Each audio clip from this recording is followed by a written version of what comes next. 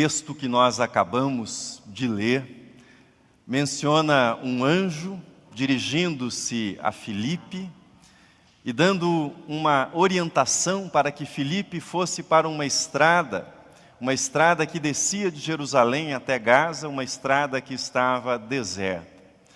Diz-nos o texto que Filipe imediatamente levantou-se e partiu, seguindo a orientação do Senhor, seguindo aquilo que Deus falara a ele por meio do anjo. Chegando naquela estrada, encontrou uma carruagem, um carro. Foi orientado pelo Espírito Santo que acompanhasse aquele carro, que corresse ao lado daquele carro, e assim ele o fez. E quando colocou-se ao lado do carro, ouviu que o ocupante daquele carro lia o livro do profeta Isaías. Então, dirigindo-se ao ocupante daquele carro, ele disse: você compreende o que você está lendo? Você entende o que você está lendo? O Evangelho é a mensagem compartilhada de coração para coração. O Evangelho é esta mensagem que nós recebemos de alguém e esta mensagem que nós passamos adiante para outra pessoa. Os anjos ajudam. O Espírito Santo trabalha, opera nos corações, mas é preciso que um ser humano abra a boca e compartilhe o Evangelho, abra a sua boca e compartilhe o Evangelho com outra pessoa. O Evangelho é uma palavra que vem do nosso coração e vai na direção de outro coração. É isso que nós aprendemos nesse texto. Os anjos, diz a palavra de Deus, anelam proclamar o Evangelho, mas eles não podem. Eles não experimentaram o Evangelho como você e eu experimentamos o Evangelho. Nós encontramos a palavra de salvação no Evangelho, por isso nós podemos compartilhá-la, por isso nós podemos dividi-la com os outros. Me dirigindo àqueles que serão recebidos dentro em breve, pergunto para vocês: quem foi? Quem foi que assentou-se ao seu lado e perguntou para você: você entende o que você está lendo?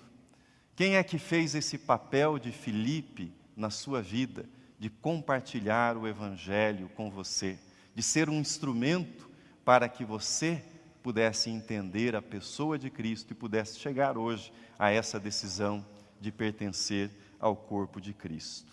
O Evangelho é uma mensagem compartilhada de coração para coração.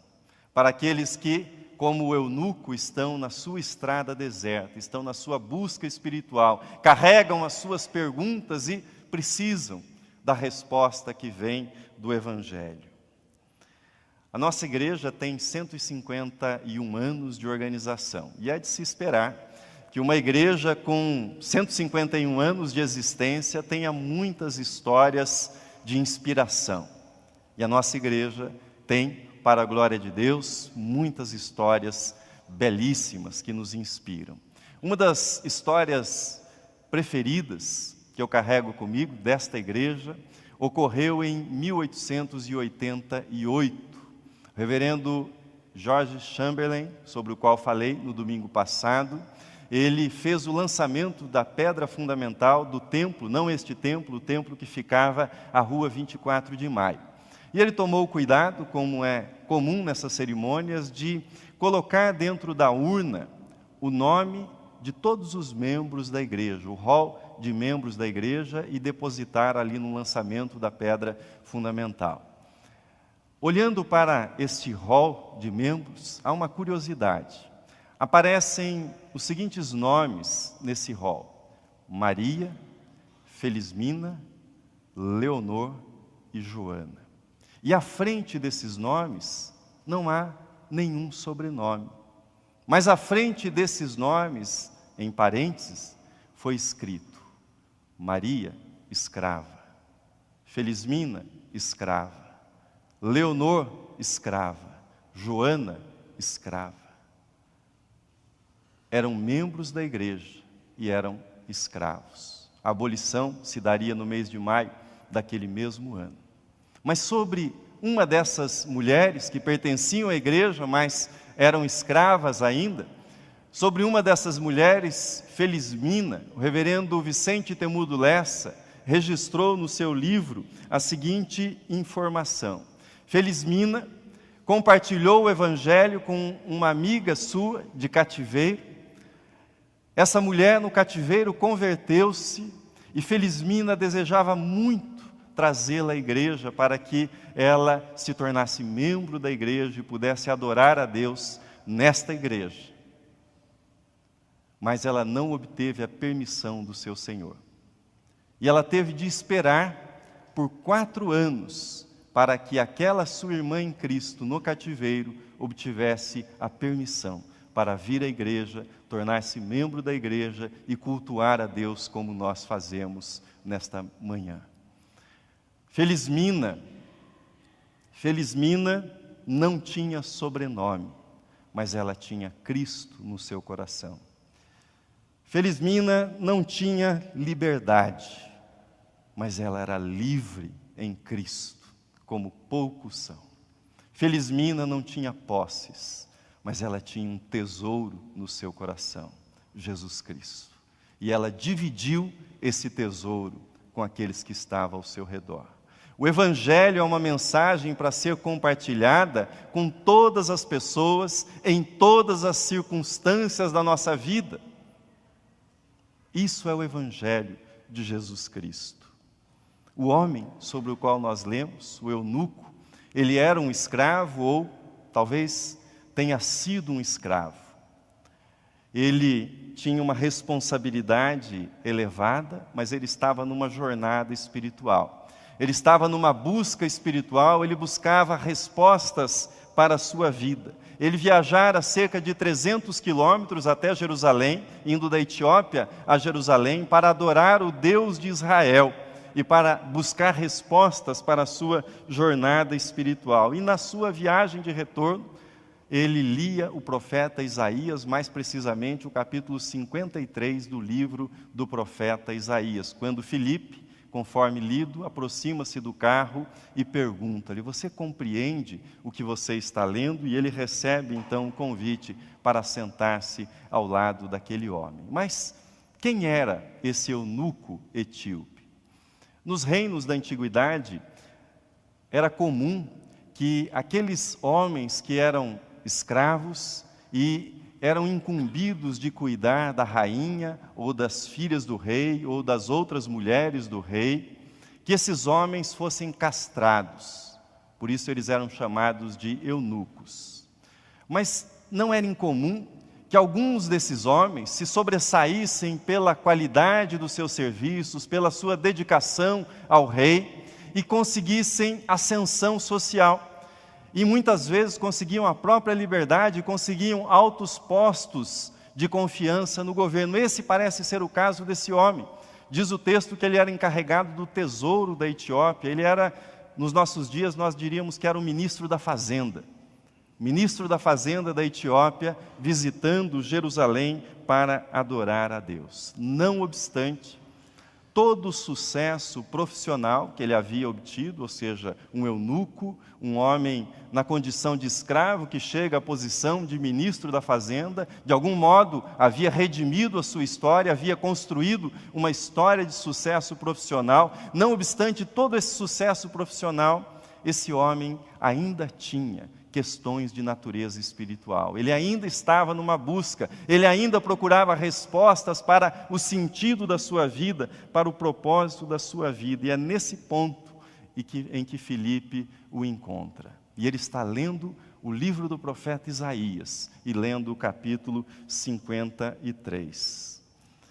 É extraordinário como o Espírito Santo aplica ao coração humano aquela porção da Escritura que nós precisamos ouvir e que nos fala de um modo singular, único, que é aquela palavra que você precisa ouvir e que parece que foi escrita só para você, que se aplica exatamente à sua condição, ao seu momento de vida, àquilo que você está passando. Aquele homem tinha um problema que não seria resolvido na sua vida. Ele não poderia ter filhos, ele não teria herdeiros, ele não teria descendência, não tendo filhos, ele nunca teria netos, e ele tinha que lidar com essa condição sua. Mas nós chegamos no texto de Isaías, um texto que falou ao coração daquele homem. Veja comigo, o texto está na tela, o versículo que ele lia. Por juízo opressor foi arrebatado, e de sua linhagem, quem dela cogitou? Porquanto foi cortado da terra dos viventes por causa da transgressão do meu povo. É justamente este versículo de Isaías que fala de um homem que não teve linhagem, não teve descendentes, não teve filhos, porque foi tirado da terra, foi cortado da terra. É com esse versículo que ele se identifica. E ele pergunta para Filipe, ele fala de si mesmo, o profeta fala de si mesmo, ou ele fala de um outro homem? Ele queria saber mais a respeito desse personagem. E então, Filipe começa a mostrar-lhe a pessoa de Jesus. Jesus como Filho de Deus, Jesus como servo sofredor, Jesus como o Cordeiro de Deus que tira o pecado do mundo, Jesus, aquele que veio para nos perdoar. Daqui a pouco, nós teremos a cantata Deus conosco. Jesus é Emanuel, Deus conosco. Deus nas nossas buscas, Deus nas nossas perguntas, Deus nas nossas caminhadas pelo deserto, Deus que está conosco nas nossas dores da alma, as dores mais profundas, mais incompreensíveis. Jesus é o Deus conosco, aquele que vem para caminhar ao nosso lado. Naquela carruagem, aquele oficial entendeu isso. Naquela carruagem, aquele oficial entendeu que Jesus era o homem do qual o profeta falara, do qual ele escrevera.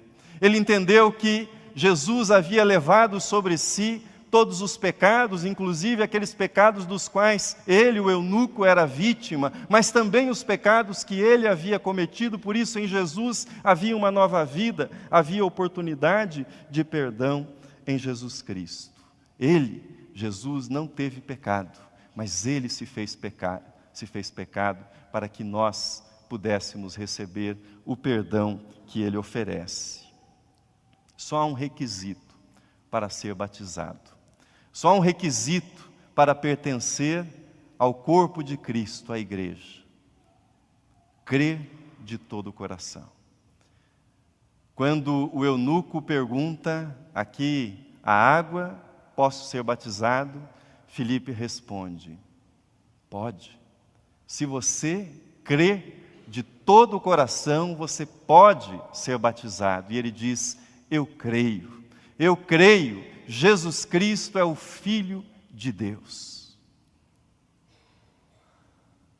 Quando você crê de todo o coração, você entende que o Evangelho não é só informação. O Evangelho pede uma decisão.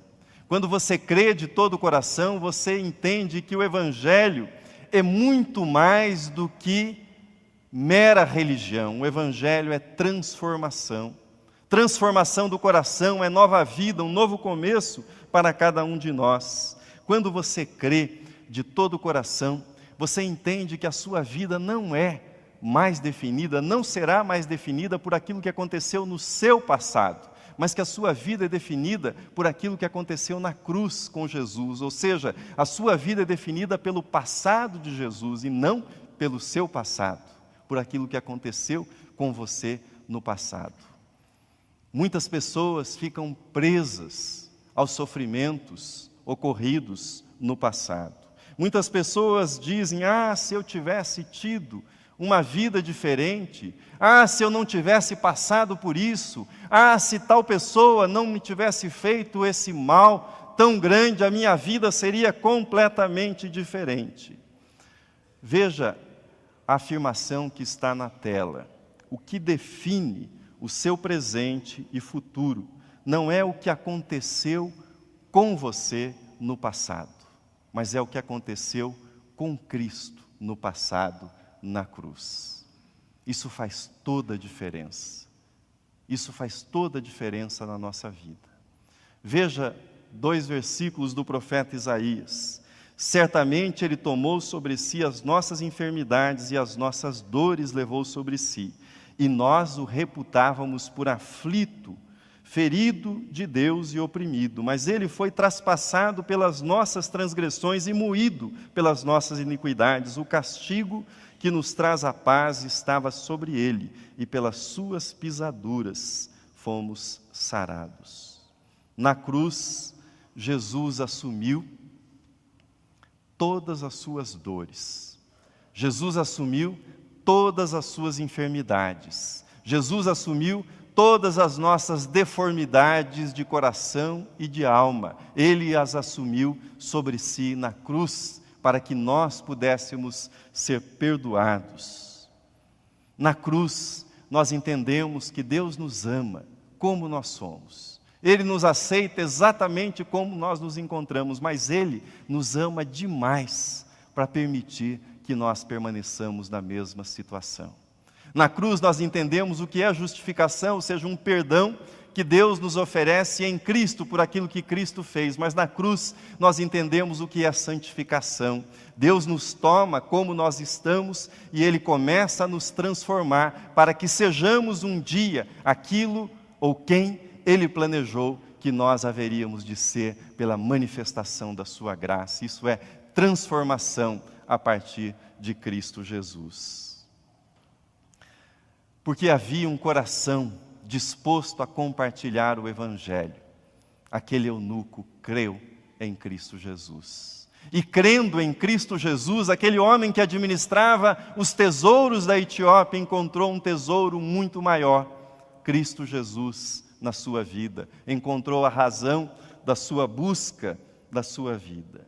Agora, pergunto a você de modo muito direto. E você? Já encontrou esse tesouro chamado Jesus Cristo? Essa mensagem preciosa chamada Evangelho? Você sabe que as feridas que são invisíveis aos olhos humanos, mas estão na sua alma e que tantas vezes marcam a sua vida, foram lançadas sobre Ele na cruz para que você vivesse uma vida livre, não escravizada pelo seu passado? Isso é uma realidade na sua vida?